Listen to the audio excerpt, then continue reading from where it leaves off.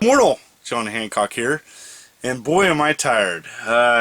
Gosh, I'm still recovering from PRGE.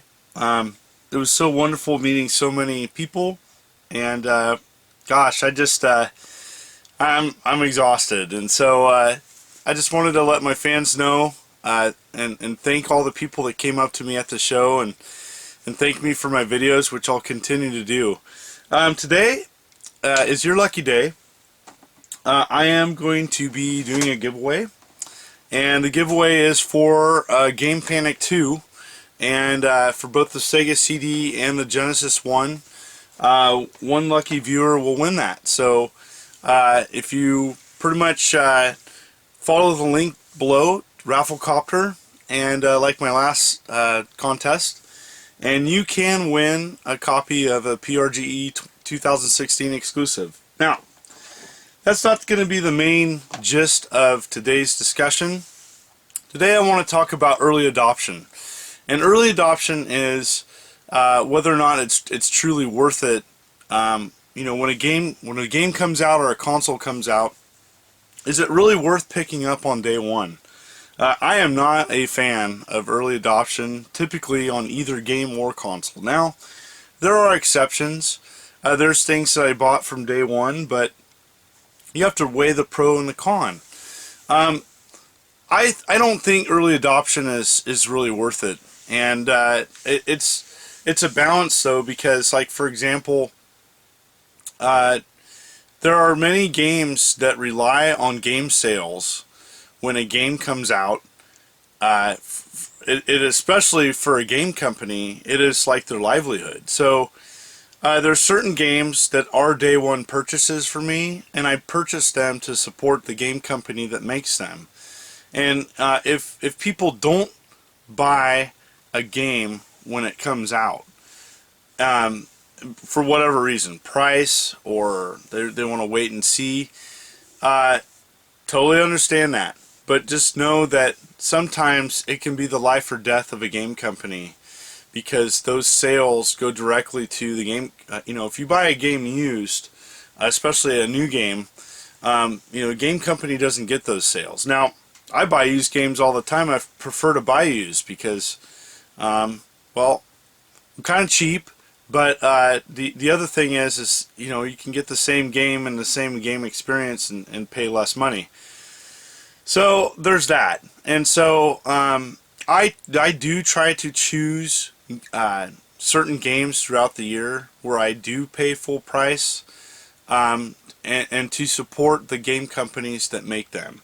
Now, with that being said, the same thing can be said about game consoles. And you know, I'm sure there's a lot of people out there, such as myself. I waited to get a PS4. I'm still waiting to get a PS4. I'm waiting for a Black Friday sale because I know that I'll be able to get a better deal on it. But I'm still buying it new, but I'm waited. And so I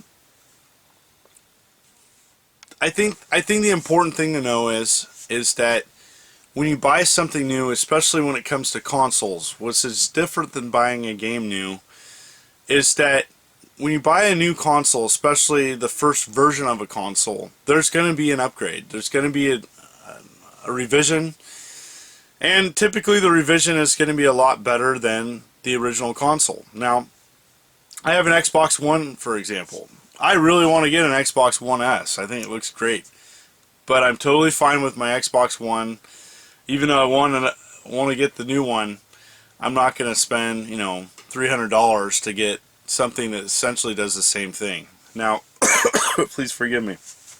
So, you know, PlayStation VR is an add-on, but again, you know, I predict that over time, A, it'll be cheaper, and B, it'll go through, I feel, a major revision. We'll see how sales are. You know, it's too early to tell. You know, there was a lot of buzz when the PlayStation VR came out, but now, a couple weeks into launch, not hearing about it so much. Not hearing much about it at all. And so, we'll see. We'll see if that continues to have buzz or not. Anyways, kind of all over the place this morning. Please forgive me. I trying to fit this video in real early in the morning before I go to work. So so comment below. I want to know from you, are you an early adopter? And me personally, I'm not. And then when it comes to games, I do try to buy new games, a handful, probably half a dozen games new every year, new, whether it's on Steam or digital download or physical copy, and that's separate from retro games. Now, retro games, you know, there's a lot of retro game products coming out now, and I do try to buy it. I try to participate in Kickstarter projects that I'm interested in, or otherwise. And so, the final part of this discussion, and it's fairly around, you know, current gaming, is I get a lot of comments about my thoughts on Nintendo Switch, and tying it into this conversation, I want to say that I'm going to wait and see approach. Now, there are 5 things that the Nintendo Switch is going to have to do for me to be interested. One, the number one thing is price. I think the reason why the Wii U didn't sell is that its price was not what a family wanted. It was too expensive.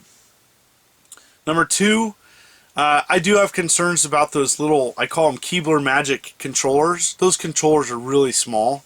Now, it did show like a standard size controller, and it looks like you can play the Nintendo Switch different ways. And so, well, let's wait and see, and want to see that. Obviously, number 3 is the games. The games have to be there for me to be interested in playing a new system. Again, with that being said, and going back to, am I going to be an early adopter? I don't know. I really don't like getting the first version of things, knowing that they'll adapt, evolve, update. We'll see. It might be one of those things where my kids are bugging me to get one, and I'll get it for the family. Number 4, battery life. The battery life has to be decent if it's going to succeed as a portable home console hybrid. That's going to be really important. I think the Switch has been thought out. I think it's great, but I am concerned about battery life. And number 5, I want to know more about it. And I think for it to be successful, they're going to have to do Nintendo's going to have to do a much better job advertising it. I think that it was a tragic train wreck what they did with the Wii U. The name, how they advertised it, it was very confusing. And so I think that they have learned from their mistakes, and I do think the Nintendo Switch will be a better product. It has to be. I mean, they're all in. I mean, they're essentially, their console and portable market are now merged into one product. So if it doesn't sell well, what do you do then? So, anyways, it's kind of a long salad of discussion topics. So please subscribe and like. Again, I'm doing a contest, so you can win Game Panic 2, and I will ship around the world, no problem. That's the least I can do for people that are watching this around the world. Welcome to everybody who's spending their time to look at this channel. My content will go back to doing some capture and some footage at a later date. I'm just exhausted and busy right now, and so yeah. So comment below. What do you think about early adoption? Comment on the Nintendo Switch. Or do you buy things new when they come out, especially new product? And so it's a lot of discussion. It is kind of random, but I am kind of random. So thank you so much for all the comments and likes and subscribes. This is the immortal John Hancock, signing out. This is the Nintendo Switch. I totally lost my train of thought. Oops.